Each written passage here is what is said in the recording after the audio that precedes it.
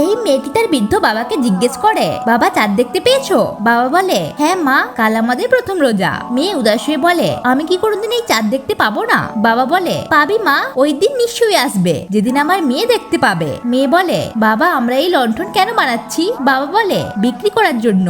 যখন এগুলো সব বিক্রি হয়ে যাবে তখন আমি আমার মেয়েকে বিশেষ উপহার দেব। উপহার শুনে মেয়ে বলে, কি উপহার বাবা? বাবা বলে, এমন উপহার যেটা চাঁদের থেকে বেশি আলো ছড়াবে। এটা শুনে মেয়ে খুবই খুশি হয়ে যায়। পরের দিনই ছেলেটি বাবার কাছে এই ল্যাম্প কিনতে আসে আর জিজ্ঞেস করে, এগুলো কে বানিয়েছে? বাবা বলে, আমি আর আমার মেয়ে মিলে বানিয়েছি। ও নিজে তো এর আলো দেখতে পায় না, কিন্তু অন্যদের ঘর আলোকিত করে। মেয়েটি চোখে দেখতে পায় না শুনে ছেলেটি বাবাকে একটা অ্যাড্রেস দেয়। এরপর বাবা মেয়েকে নিয়ে ওই ঠিকানায় পৌঁছে যায়, যেখানে বিনামূল্যে গরিবদের চোখে ট্রিটমেন্ট করা হতো। ডক্টর বাবাকে বলে, আমরা আমাদের বেস্ট চেষ্টা করেছি। এরপর বাবা মেয়েকে নিয়ে গ্রামে ফিরে আসে আর তাকে একটু দাঁড়াতে বলে বাবা চলে যায়। এরপর বাবা লাইট অন করে আর মেয়েটি প্রথমবারের মতো এত আলো দেখে খুশিতে আত্মহারা হয়ে ওঠে। তো বন্ধুরা, এই মিষ্টি বাবা আর মেয়ের জন্য মন থেকে একটা লাইক অবশ্যই করবেন।